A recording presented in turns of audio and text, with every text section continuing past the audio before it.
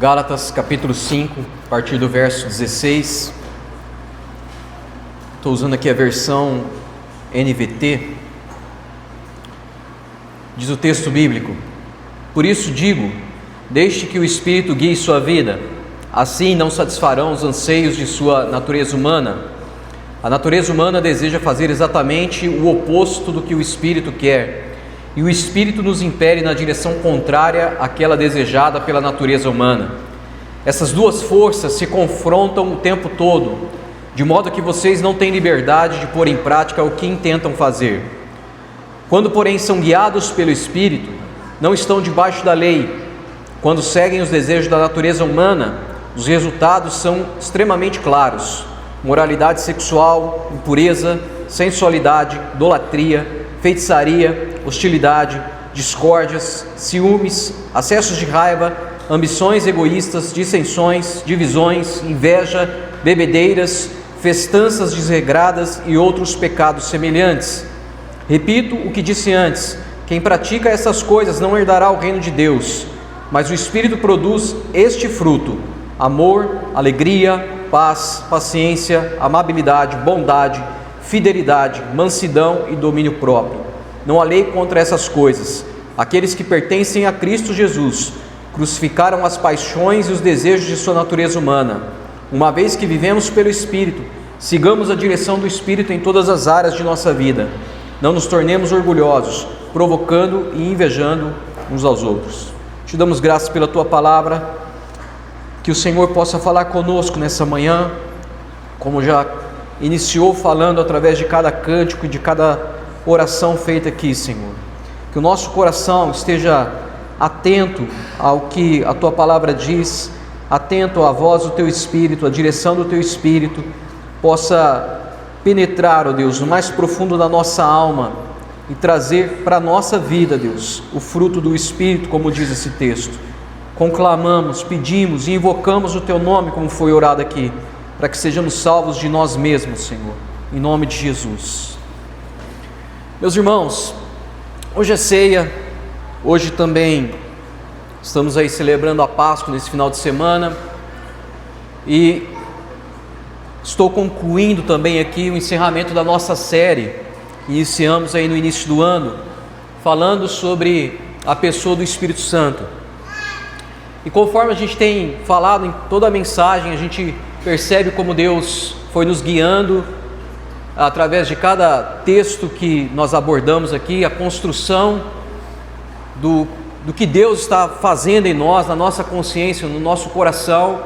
Percebemos uma intencionalidade da parte de Deus, porque de fato a gente não vem para cá apenas compartilhar um texto, a gente vem para meditarmos no que o Senhor quer fazer em nós e através de nós.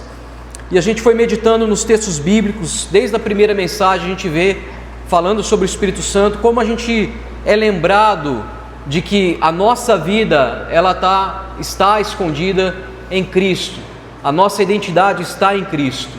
A gente foi lembrado como nós somos vivificados, não há outra forma de ter vida plena a não ser por esse Espírito. Uma vez que antes nós estávamos mortos em nossos pecados, e agora que nos achegamos a Cristo, é somente por meio dele e do seu Espírito que podemos viver uma vida plena nessa terra. Nós descobrimos como esse Espírito, ele não é uma visitação apenas, ele é uma experiência viva dentro de nós, como um rio que jorra para a vida eterna. E qualquer coisa contrária a isso significa que há barreiras em nosso coração, do qual não tem permitido essas águas fluírem, e a gente pode quebrar isso através da sua palavra. Nós fomos lembrados também em Efésios como o Senhor, através desse Espírito, nos dá uma segurança eterna, que é base da nossa teologia reformada, a salvação pela graça, e nada pode nos arrebatar das mãos do Senhor, uma vez que nós fomos colocados sob suas asas. Aprendemos também em Efésios a viver cheios do Espírito no cotidiano, de que essa experiência de enchimento não é uma experiência de êxtase, mas é uma forma de se viver a vida dentro do reino de Deus. E na última mensagem nós percebemos como os dons são colocados sobre a nossa vida para a edificação da igreja e para a missão que Deus colocou nas mãos da igreja. 7 mensagens, concluindo com essa. Hoje é a 7ª mensagem. Coincidentemente, Deus construiu o mundo em 7 dias, e eu acredito que Deus também, através dessas 7 mensagens, tem construído fundamentos na nossa vida prática para essa experiência da vida com o Espírito Santo. Essas 7 mensagens, confesso para você, não foi intencional trazer 7 mensagens, não é aquele tipo de coach, né? 7 passos para cá. Não, foi algo que Deus mesmo, percebo que Deus mesmo, de forma intencional, nos conduziu. E agora a gente chega na última mensagem de uma forma, num ponto mais prático e num ponto que é impossível de nós não falarmos, é inevitável nós não falarmos sobre isso. Como nós vivemos essa vida diária contra o pecado. Nós somos lembrados aqui do perdão de Deus, nós somos lembrados da graça de Deus aqui através das canções, e eu acredito que essa mensagem vem para contribuir com isso. Como nós dissemos anteriormente, o nosso desejo com essas mensagens é trazer algo prático para a vida, algo que a gente pode praticar, algo pragmático, não tão teológico, mas algo mais pragmático. E aqui nós vamos concatenar essa mensagem justamente com o nosso evento de hoje, que é a Páscoa e também a ceia, porque a Páscoa é um lembrete da morte, do sacrifício de Cristo, sim, mas mais do que isso, é um lembrete da ressurreição de Cristo. É essa ressurreição que nos permite viver a graça de Deus e viver o poder de Deus, uma realidade espiritual de vitória sobre a nossa carne e sobre o pecado. Romanos capítulo 6, verso 4, declara que todos aqueles que foram batizados em Cristo Jesus foram com eles também ressuscitados.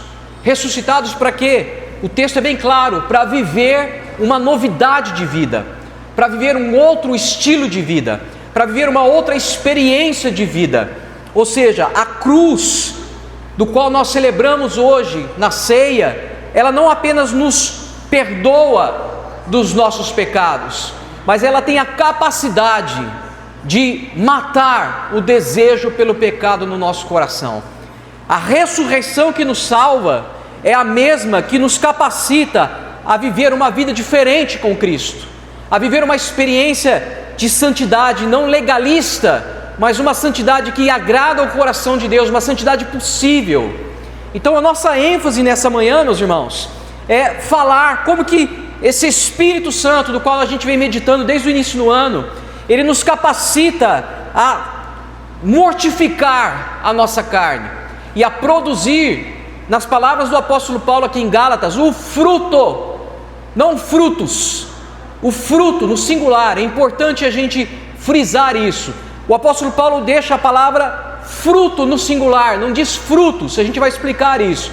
Mas como que esse Espírito nos ajuda nessa experiência de santidade para viver a vida de Deus, a vida que Ele deseja? Isso tem tudo a ver com a Páscoa, porque a vitória sobre a carne só é possível porque Cristo venceu o pecado na morte e na ressurreição.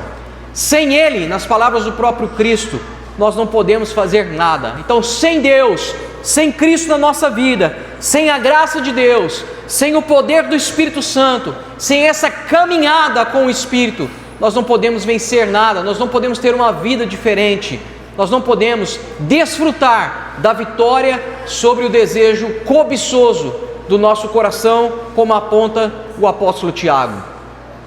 Para você entender o que Paulo está querendo dizer aqui aos Gálatas, os Gálatas, esse evangelho aos Gálatas, ele foi escrito para combater um falso evangelho nessa igreja. O apóstolo Paulo, ele vem para corrigir um falso evangelho que estava sendo ministrado, que estava sendo pregado nessa igreja. Conforme a gente observar, se você for ler todo o texto ali, toda a carta, a gente pode observar que aqueles irmãos, eles tinham começado na graça de Deus, eles tinham confiado nos méritos de Cristo para serem salvos e também caminhar com a vida com Deus. Mas o apóstolo, ele vai deixar claro para nós, leitores, que essa igreja estava voltando a um padrão de legalismo, a comportamentos exteriores. Eles estavam ensinando que esses irmãos, eles precisavam retornar à lei judaica para crescer espiritualmente em Deus. E aí é onde Paulo entra. Paulo entra no início desse capítulo 5, ele vai dizer: vocês que começaram pelo Espírito, agora querem voltar para a lei. Ele fica perplexo com isso e traz uma exortação a essa igreja. Ele diz: vocês que começaram no Espírito, debaixo da graça de Deus, debaixo do favor de Deus, agora estão querendo voltar para a lei judaica. Livre tradução do John Toledo aqui, tá? E ele fica tão indignado que ele amaldiçoa esses irmãos, diz: anátema, maldito todo homem que prega algo diferente da graça de Deus. Surge aqui nessa igreja uma tensão real, assim como surge na vida da igreja moderna também.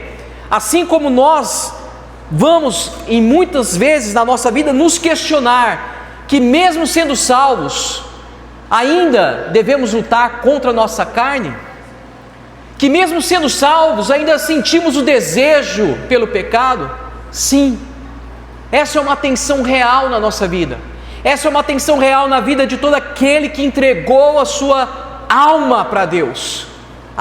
É por isso que o apóstolo Paulo ele diz: andem no Espírito, e jamais vocês vão satisfazer as concupiscências da carne.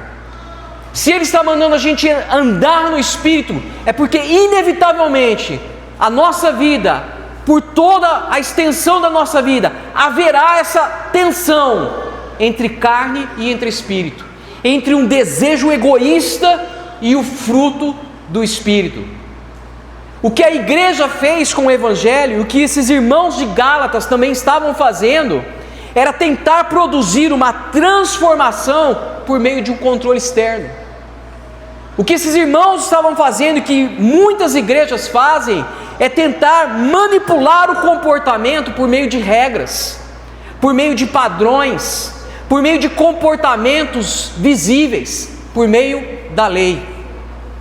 Então veja, essa tentativa de mudar o homem de forma exterior é antiga, é desde os tempos de Jesus, assim como muitas igrejas e muitas religiões fazem nos nossos dias. Tentam trocar o poder do Espírito por sistemas de desempenho. Quantas vezes nós não somos exortados a mudar o nosso comportamento externo? Quantas vezes nós não somos desafiados a mudar somente o nosso exterior, a nossa vestimenta, o nosso tipo de cabelo, o nosso linguajar, sendo que o coração não foi mudado, meus irmãos? Regras, lei, comportamentos externos podem até dar uma aparência de disciplina, mas quer saber a verdade? Não produz vida. Não há vida em obedecer apenas mandamentos. E o problema aqui não é a lei em si, mas é tentar usar regras e comportamentos como meios de transformação interior. A verdadeira mudança, ela não ocorre por meio da pressão externa. A verdadeira mudança, ela ocorre por meio da regeneração interna, por meio de uma ação do Espírito Santo trabalhando no nosso interior, na nossa consciência, no nosso coração. Saiba que eu mesmo já vivi em ambientes que tentavam regular o comportamento. Eu mesmo como pastor, já tentei regular comportamento de outras pessoas, já tentei mudar as pessoas pelo exterior, mas isso não causa transformação, pelo contrário, isso traz peso, isso traz fardo pesado, que ninguém consegue carregar durante a vida. O que o apóstolo Paulo nos ensina aqui dessa manhã, e o que nos ensinou através de toda essa série que nós compartilhamos, é que somente o Espírito pode formar um coração que verdadeiramente ama a Deus. É que somente o Espírito pode resgatar, pode redimir comportamentos e tirar o desejo e matar o desejo pelo pecado. É isso que significa viver uma vida com Deus em santidade, mas não pesada, em santidade, mas não triste. Você já percebeu que algumas pessoas, você olha para elas, elas se dizem cristãs, mas você não percebe a alegria da vida dela? Ela é toda regrada, ela é toda certinha, veste certinho, fala certinho, corta o cabelo certinho. Algumas não depilam, mas você olha para ela e te dá tristeza, porque comportamento não muda coração, regra externa não produz alegria interna.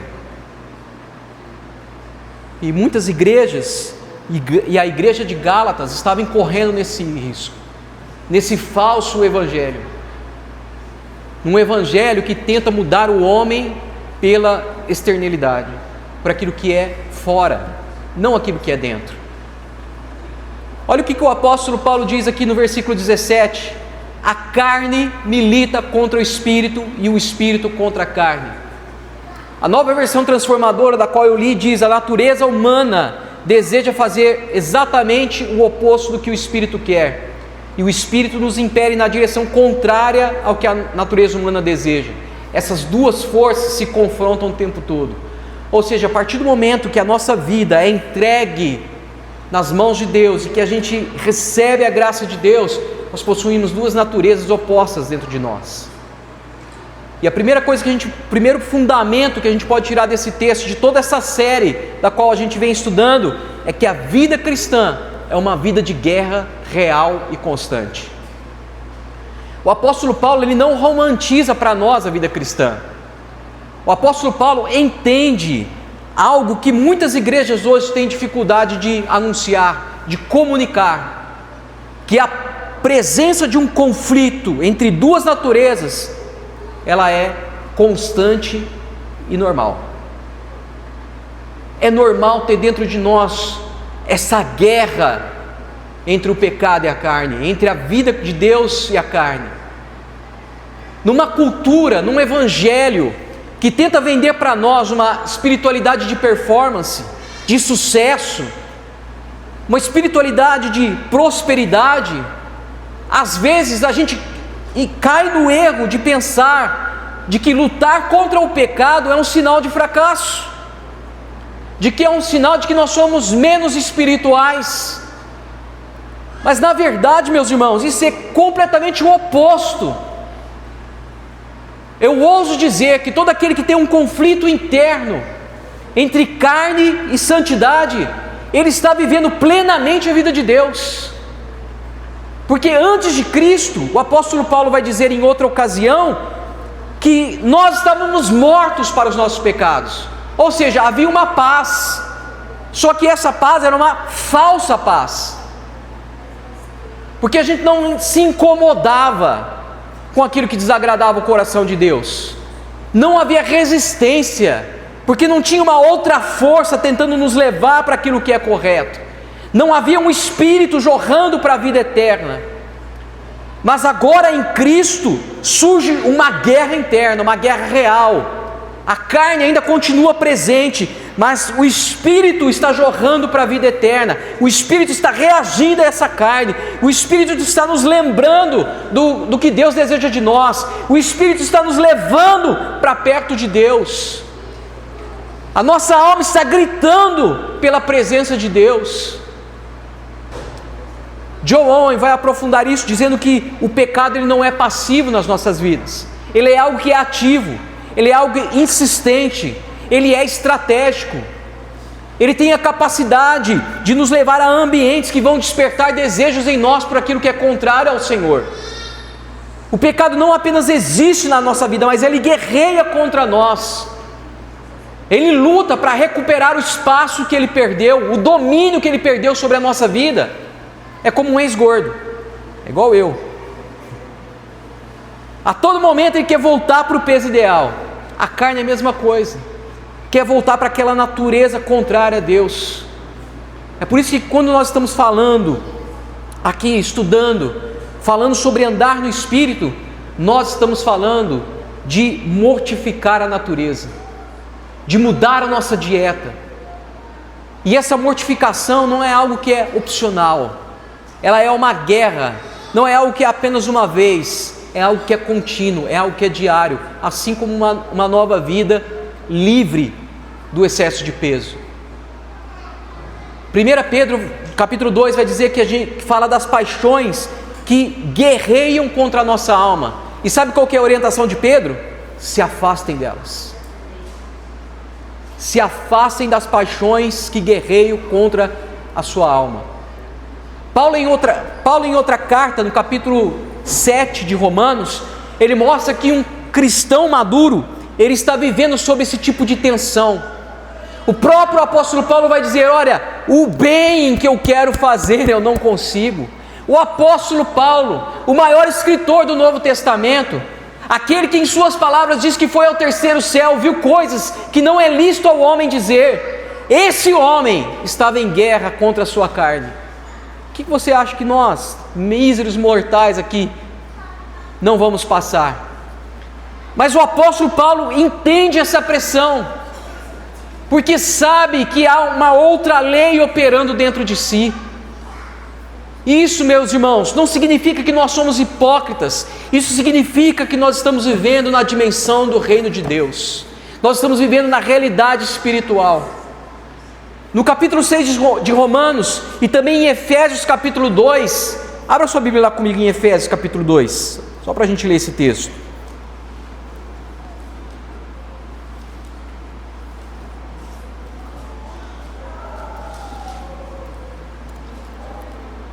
Efésios 2, verso 1. Olha o que o apóstolo Paulo diz nesse texto.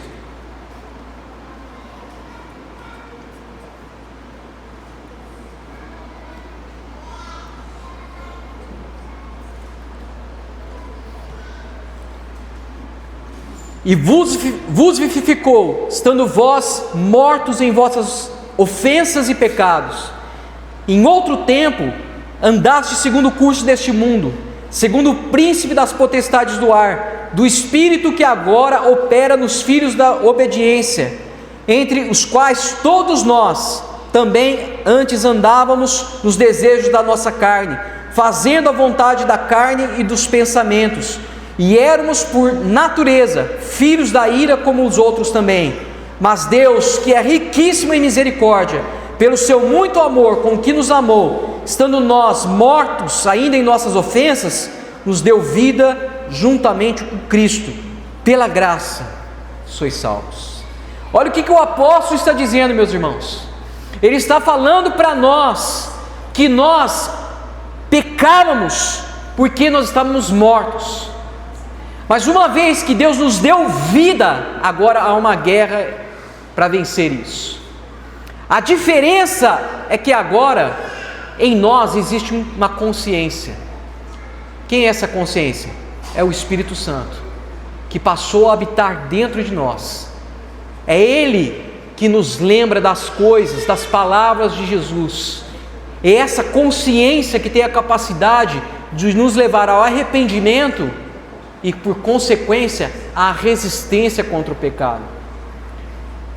O nosso perigo hoje é confundir a ausência desse tipo de conflito da carne contra o espírito com maturidade espiritual, porque às vezes pode ser sim maturidade, mas a ausência desse tipo de conflito na nossa vida pode significar também a anestesia espiritual.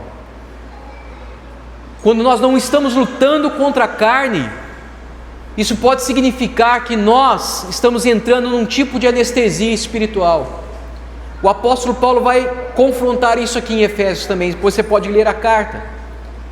A gente viu isso em algumas cartas para a igreja de Apocalipse. E uma igreja que não fala sobre essa guerra está formando pessoas despreparadas para a realidade espiritual. Agora, se nós entendemos essa guerra, nós podemos nos tornar pessoas mais vigilantes, pessoas mais dependentes e, por consequência, mais humildes debaixo da poderosa, potente mão de Deus. Um cristão maduro não é aquele que não luta. Um cristão maduro é aquele que está vigilante e, quando percebe a guerra, resiste e continua lutando. o primeiro fundamento é entender que nós fomos colocados nessa guerra. E essa guerra na nossa vida, meus irmãos, vai durar até a eternidade, até sermos glorificados. E ela é normal. Não existe fracasso nisso. Não existe fracasso em admitir que nós somos falhos. Não existe fracasso em admitir que nós lutamos ainda contra alguns pecados que tenazmente nos assedia, nas palavras de Tiago. Isso é normal na vida de todo cristão. Só que se essa guerra é uma constante na nossa vida, como podemos vencer? O apóstolo Paulo nos ajuda a entender isso. E o que ele diz é: andem no Espírito. O apóstolo Paulo não diz para nós: lutem mais, jejuem mais. O apóstolo Paulo diz: andem no Espírito. Porque a vitória não está na nossa força de vontade. A vitória não está na nossa capacidade de resistir à tentação. A vitória está na ressurreição de Cristo e na graça de Deus que nos fortalece na nossa fraqueza. Paulo sabe que força de vontade nunca venceu um pecado de forma definitiva. Porque a carne ela pode ser contida por regras, ela pode ser contida por comportamentos por um tempo, mas ela não pode ser transformada pelo esforço humano. Somente uma vida sob a dependência ativa de Deus, somente uma vida mergulhada na graça de Deus, somente uma vida mergulhada e debaixo do sangue de Cristo, consciente dessa fortaleza na graça, é que pode nos proporcionar uma vida de vitória sobre a carne. O capítulo 8 de Romanos, no verso 13, o apóstolo Paulo diz: se pelo Espírito vocês mortificardes os feitos do corpo, terão vida. É pelo Espírito, meus irmãos. É o Espírito que destrói em nós esse poder, esse jugo do pecado sobre a nossa vida, esse poder do pecado sobre a nossa vida. Isso nos livra de dois perigos: o perigo do passivismo e o perigo do ativismo. É de achar que somente Deus, quando Deus quiser, Ele muda meu coração. Ser passivo gera em nós um tipo de acomodação. Ser passivo gera em nós um tipo de fragmento do coração, de não ir para Deus. Não, deixa Deus fazer. Não, o apóstolo Paulo diz: se vocês mortificardes, ou seja, há uma cooperação em ir para Deus, em se arrepender, em resistir. E o outro é ativismo. Não, eu vou vencer sozinho. Essa postura de ativismo gera em nós frustração. Porque quantas vezes eu e você já não prometemos para nós mesmos que seria a última vez? Última vez, Senhor, que eu vou comer esse chocolate nessa Páscoa. Como diz o Ari, né? O Ari Júnior, a gente não tem poder nem de segurar uma caganeira, quanto mais o pecado, que é muito mais resistente. Isso gera em nós dependência. Você luta, mas você não confia na sua força. Você mortifica, mas só faz isso pelo poder da ação do Espírito Santo. Você decide, mas sustentado pela graça divina de Deus. Não é ter mais regras, é ter menos de nós e mais de Deus. É como diz a canção que cantamos domingos atrás: que Ele cresça e que eu diminua. Observe, não é mortificar a carne sem o Espírito, e não é depender do Espírito sem uma ação de mortificação. É uma cooperação dependente, e isso só é possível através da cruz que nós vamos celebrar nessa manhã. Uma cruz que não somente nos perdoa, mas uma cruz que quebra o domínio do pecado sobre o nosso coração. A ressurreição nos deu poder para viver esse tipo de vida. A ressurreição de Cristo, a qual nós celebramos hoje, nos deu esse poder de andar em novidade de vida. Mas não sem a nossa atitude. E que atitude é essa, irmãos? É de mais esforço? Não, atitude de rendição, meus irmãos. A atitude de entregar a Deus a nossa vida, o nosso coração, a nossa alma, os nossos desejos, a nossa consciência. John Owen, ele vai aprofundar isso, ensinando que a mortificação é uma obra diária, onde cada cristão capacitado pelo Espírito enfraquece de forma progressiva o poder do pecado na sua vida. O poder do pecado ele não é eliminado de uma forma instantânea, como eu disse, é uma guerra constante, é uma vitória progressiva, diária.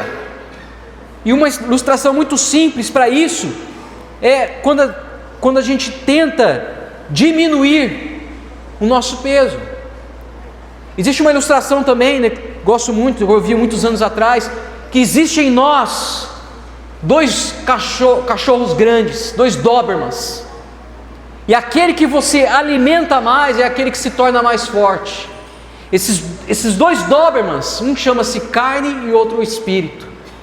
Aquele que você alimenta mais é aquele que vai prevalecer, é aquele que vai vencer aquele que é mais fraco. Ou seja, é diminuir a dieta de um, a vitamina de um, para alimentar o outro. E é isso que contribui à ação do Espírito na nossa vida para vencer a carne. Isso só é possível porque o poder de Deus foi colocado dentro de nós. E esse poder chama-se Espírito Santo. João Calvino vai afirmar que a santificação é uma obra contínua do Espírito. E essa obra nos conforma de forma progressiva à imagem do Cristo. A cruz não apenas removeu em nós a culpa do pecado, a cruz quebrou o domínio do pecado sobre a nossa vida. Romanos capítulo 6 diz isso. Portanto, meus irmãos, a ressurreição não é apenas a garantia do céu no futuro para nós. A ressurreição é a garantia de uma vida livre do poder do pecado. Essa liberdade de poder viver uma vida santa no presente. Não é só no futuro, mas é uma vida livre agora, hoje, nós podemos viver.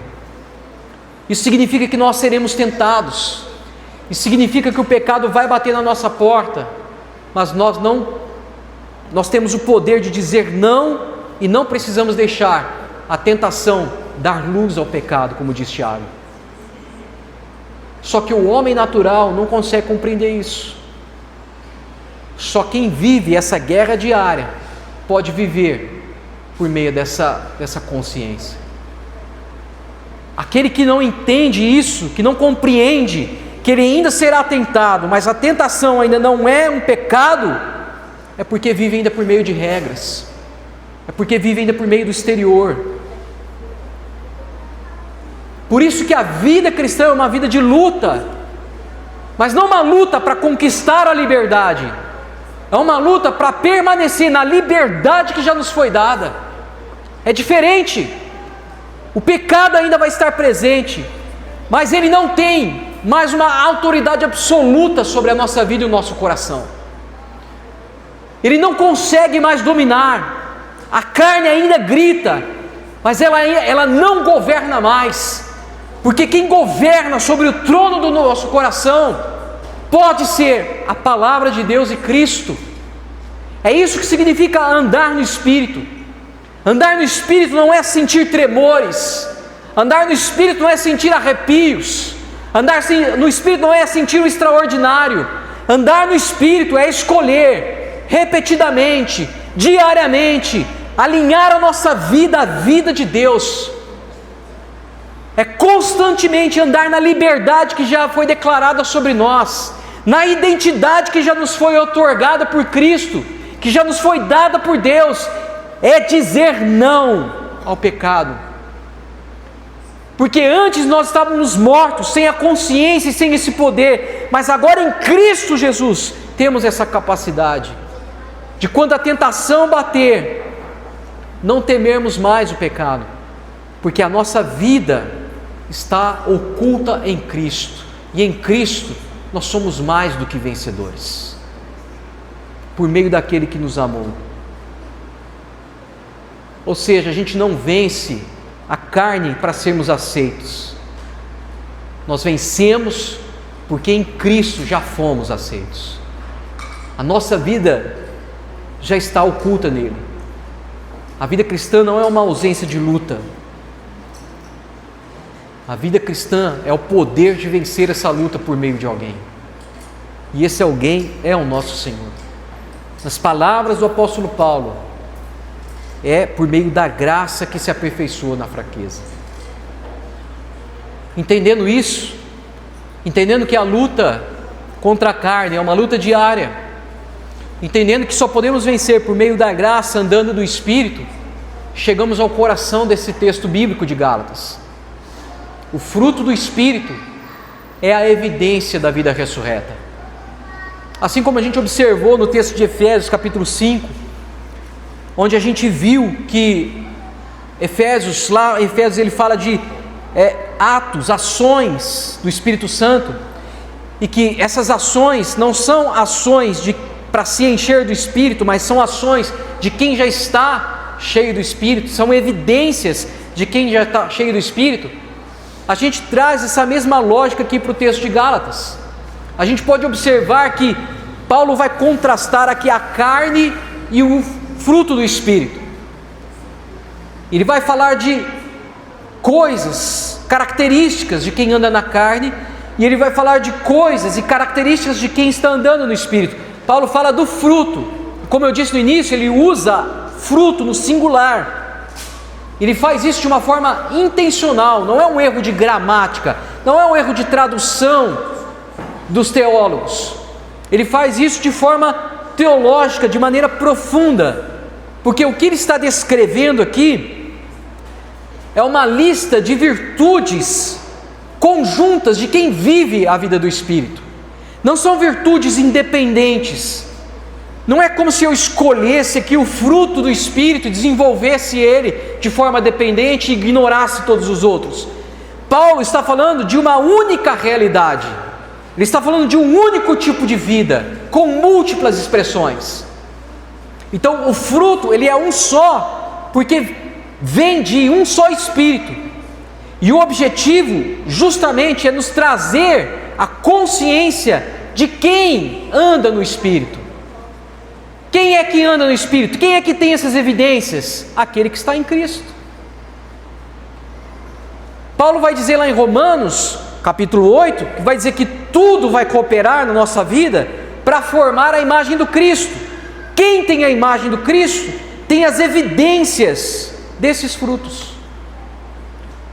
Então não são expressões aleatórias, não são coisas independentes, são coisas que manifestam na vida daquele que está andando em Espírito, daquele que está sendo formado no Espírito. É por isso que todas as coisas vão cooperar justamente para desenvolver todas essas características em nós.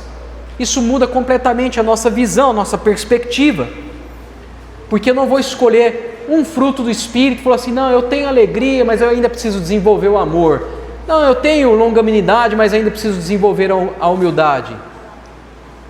Não, meus irmãos, a gente não pega um fruto do Espírito aqui, ativa ele e deixa a paciência para desenvolver amanhã. A gente cresce em todos eles, de maneira conjunta. De que forma? Na luta diária e na graça de Deus, na rendição do nosso coração. A gente cresce em vida, sendo transformado, e passamos a expressar todas essas dimensões do Espírito de forma integrada. João Calvino vai destacar que o Espírito não vai trabalhar em nós em partes isoladas da nossa alma, mas ele vai justamente promover uma renovação integral no nosso ser interior. Ou seja, não há nenhuma obra verdadeira do Espírito atuando no nosso coração onde há crescimento seletivo de um fruto, e as outras áreas da nossa vida não estão sendo redimidas, não estão sendo convertidas, não estão sendo transformadas, porque a única coisa que a carne produz é desordem, e onde há desordem, o Espírito não está atuando. O texto bíblico que acabamos de ler vai dizer que o Espírito produz o fruto. É integral, é caráter, não são comportamentos isolados, é a vida de Cristo sendo formada em nós. Isso mostra para nós uma unidade de caráter, uma unidade espiritual. Me explica para mim como que alguém pode demonstrar paciência em alguns contextos, mas está sendo dominado pelo orgulho. Me explica para mim como que alguém pode estar desenvolvendo humildade, mas não amor. Tudo que é desenvolvido de forma isolada é externo. Porque quando o Espírito trabalha em nosso interior, ele trabalha de forma integral. Ele desenvolve o fruto pleno e não o comportamento pontual. João capítulo 15, nas palavras de Cristo, ele vai dizer: permaneçam em mim, e aquele que permanecer em mim, esse dá muito fruto. Singular novamente. Que fruto é esse, irmãos? É a vida do Espírito. O Senhor próprio Cristo nos manda produzir fruto. E a forma como esse fruto aparece é permanecendo nele. O fruto não é produzido por esforço. O fruto é produzido por conexão viva com Deus, por relacionamento. Uma árvore não faz força para dar fruto. Uma árvore só produz fruto porque está conectada e enraizada no solo, no fundamento. O fruto da árvore é resultado da sua permanência no fundamento que a alimenta. A mesma coisa é a nossa vida cristã. Os frutos do Espírito, o fruto, aliás, do Espírito, do singular, só são resultado da nossa permanência no fundamento que verdadeiramente nos alimenta. É Cristo sendo formado em nós, como resultado da nossa permanência nele. E é nisso daqui que muita gente se frustra, porque está tentando ser cristão no esforço próprio, ao invés de permanecer nele para verdadeiramente ser cristão.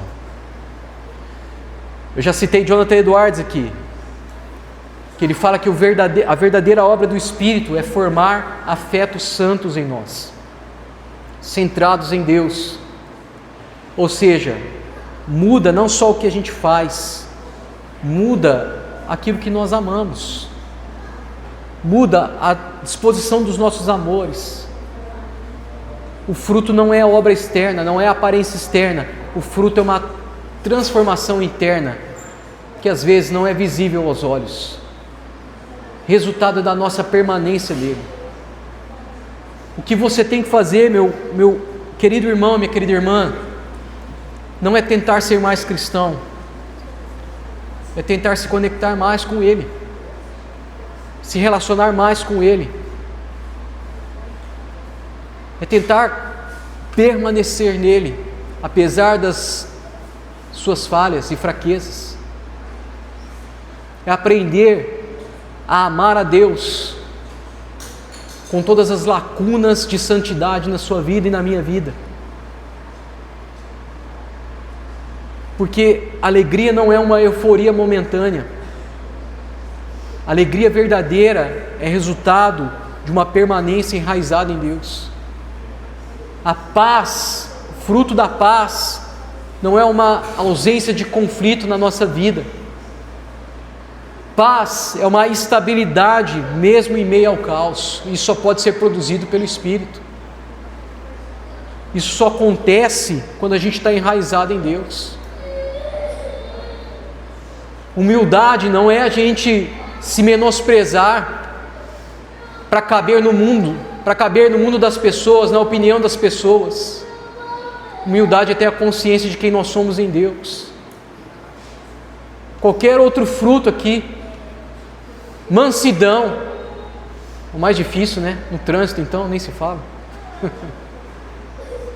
Mas não é o poder por si só de controlar a raiva. é a capacidade de abençoar, mesmo em tudo em nós gritando maldição. Isso só pode ser produzido por quem permanece em Deus. O problema de muitos hoje não é a falta de esforço. O problema de muitos hoje é a falta de permanência, mesmo com todas as lacunas de santidade que existem na sua vida. É aquela pessoa que ela se menospreza tanto, ela se sente tão distante de Deus, que ela não confia que a graça de Deus pode libertá-la e fazer viver uma nova vida em Cristo Jesus. E aí tentam viver uma vida com Deus na base do esforço, tentam produzir os frutos sem raiz, tentam viver uma vida de santidade sem comunhão, tentam viver uma vida de mudança comportamental sem uma intimidade com Cristo, porque se sentem longe de Deus. Mas eu estou aqui nessa manhã para dizer que o Evangelho inverte essa lógica. O Evangelho nos chama não para produzir. O Evangelho não é o Evangelho da performance. O Evangelho nos chama para permanecer. O Evangelho nos chama para seguir em diante. O Evangelho diz para nós que aquele que cair 6 vezes, Deus o levanta na 7ª. O Evangelho é daqueles que permanecem e não daqueles que só produzem. E quando isso é compreendido, a santidade, ela deixa de ser um peso para se tornar um transbordamento de alegria viva. A pergunta não é se nós temos dons ou não, mas a pergunta é: estamos nos tornando mais parecidos com Cristo nessa vida? E por fim, concluímos aqui tudo que conecta esse estudo que fizemos sobre a pessoa do Espírito Santo. E isso tudo conecta com o propósito da igreja. 1 Pedro 2,9, uma das características que Pedro fala do povo santo é de que ela é uma nação santa. Aqueles que se achegam à rocha, aqueles que se aproximam de Cristo, é uma nação santa. Desde Êxodo 19, Deus vem desejando, vem trabalhando, vem redimindo um povo para chamar de seu, para mostrar ao mundo um tipo de povo que vive uma vida diferente, uma vida que não é pesada, uma vida que vive um fardo leve, uma vida de uma experiência humana completamente diferente daquilo que o mundo prega, uma vida de santidade, mas uma santidade que não é legalista nem externa, é uma santidade interna. E sem santidade, sem esse tipo de santidade, a santidade correta, não baseada em regras, mas baseada numa disposição interna, fruto de uma transformação de consciência, coração e alma, não há missão. Sem santidade, não há como nós andarmos no Espírito, não há como desfrutarmos do que significa ver esses frutos do Espírito amadurecer na nossa vida, florindo na nossa vida. 2 Timóteo capítulo 2, verso 21, diz que quem se purifica é um instrumento para a honra e útil para a obra de Deus. Agora, quando ele fala em ser instrumento para a honra, Paulo não está falando para Timóteo de uma categoria espiritual de elite na vida cristã. O apóstolo Paulo está estabelecendo aqui um princípio para nós. Ele está dizendo para nós que Deus só usa aquilo que está disponível e alinhado com Ele. A grande questão aqui, meus irmãos, de andar com o Espírito e de ser um instrumento vivo na mão de Deus, não é sermos perfeitos, mas a grande questão para refletirmos hoje, nessa ceia, nessa Páscoa que estamos tendo aqui nessa manhã, é se temos disposição em sermos tratados, limpos e ajustados, de rasgarmos o nosso coração para Deus, e dizer: Deus, trabalha. Deus, muda. Deus, governa as áreas que ainda não são governadas. Deus, limpa o que precisa ser limpo. A grande questão não é sermos perfeitos. A grande questão é se somos rendidos. E é isso que determina a nossa permanência no Senhor. Enquanto muitos desistem da fé por causa do legalismo, das regras externas, do peso, hoje eu quero te convidar a permanecer rendido. Porque isso quebra dois extremos que a gente vê na vida da igreja. De um lado, há quem pense que a santidade é opcional, como se a graça fosse uma licença para viver de qualquer forma.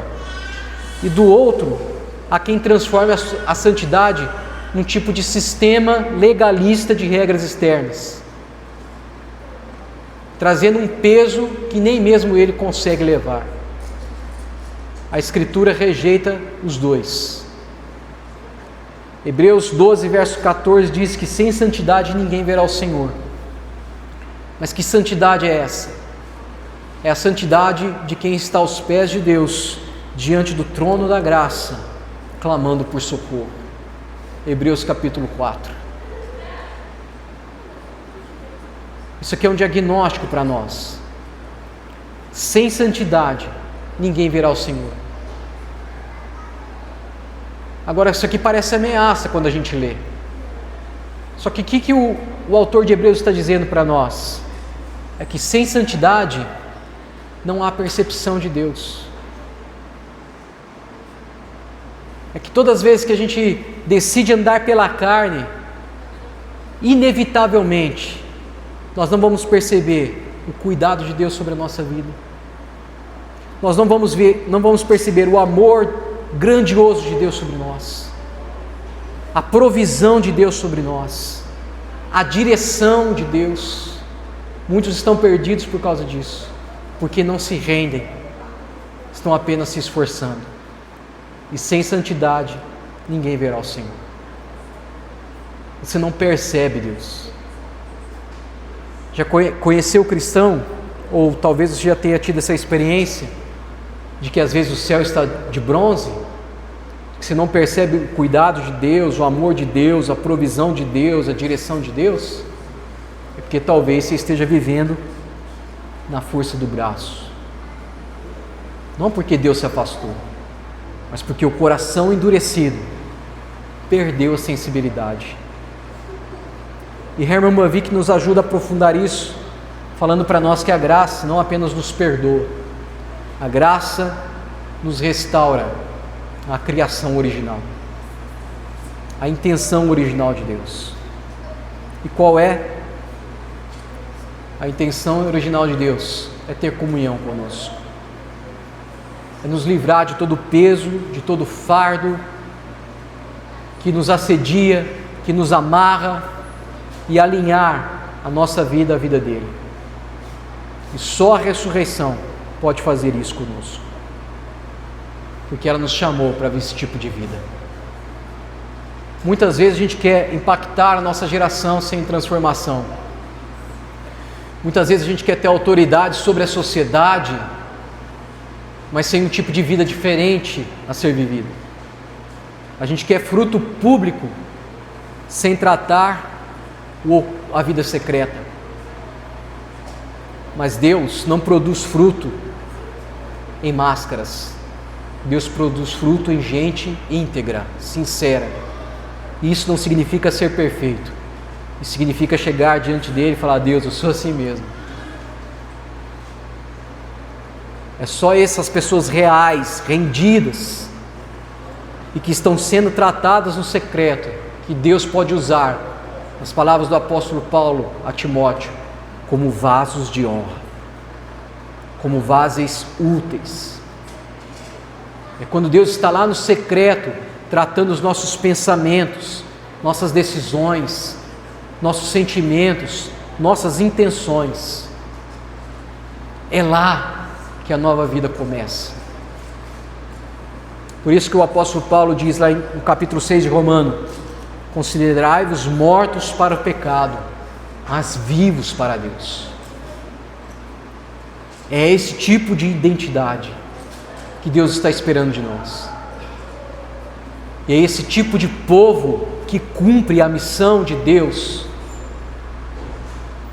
Uma vida que começa no secreto, no coração. Porque santidade não é um preço que a gente paga para ser usado. Santidade é onde a vida de Deus está fluindo sem nenhum tipo de barreira. É as águas jorrando do trono, como nós falamos aqui.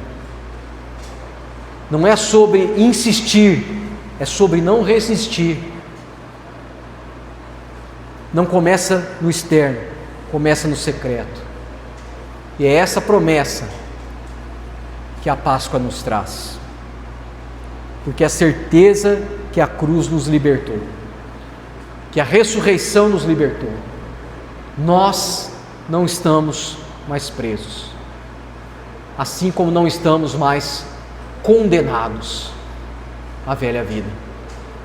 Em Cristo há uma nova vida, e essa nova vida requer um novo andar, e esse novo andar é o que Paulo está dizendo para nós aqui: andem no Espírito, e a realidade do reino vai aparecer.